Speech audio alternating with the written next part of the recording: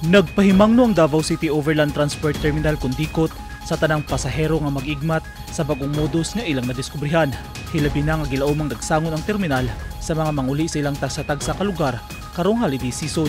Bisan hugot ang gipatuman nga seguridad sa mga otoridad, giawhag ni Aisa Usop, manager sa dikot, ang mga pasahero nga magbinantayon sa palibot aron malikayan ang daotang buhat sa pipila ka mga individual gawas o sulod man sa terminal. Please, kita mismo magbantay o magpulis na sa ato ang sarili. Kita diri sa Dikot Management na kung wala man na 100% pero at least no naggamay or in fact wala na reported cases kan bitang pickpocketers na solusyonan na nato. And the second gigihimo na po is kani bitang mga bagahe pagsulod diha sa imuhang baggage x-ray machine nga palipat lang gani ka lahi na ang mudala. So nasolusyonan po na nato no kay makita man nato na anak. Sumala ni Usop, hinay-hinay nang nasulbad sa management sa dikot ang problema sa kawat sulod o gawas sa terminal.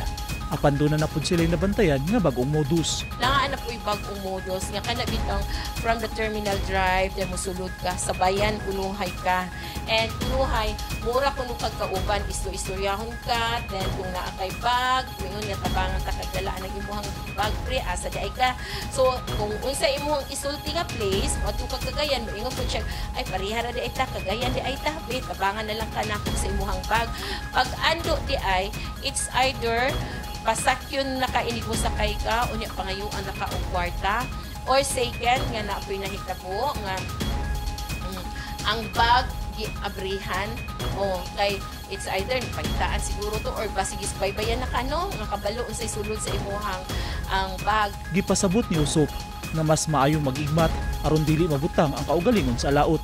Ako ang concern diha is kung ikaw gisabayan na ka diha pa lang daan sa terminal drive nga pasulod and simba ko lang na ay gisulod sa imuhang bag kung dili man gani kakawatan no it's either nabaibutan dito nga for example drugs di ba pag agi nimo diha sa tuwang baggage x-ray machine lagi makita gyud and since ikaw man ang tag-iya sa bag ikaw gyud ang manubag.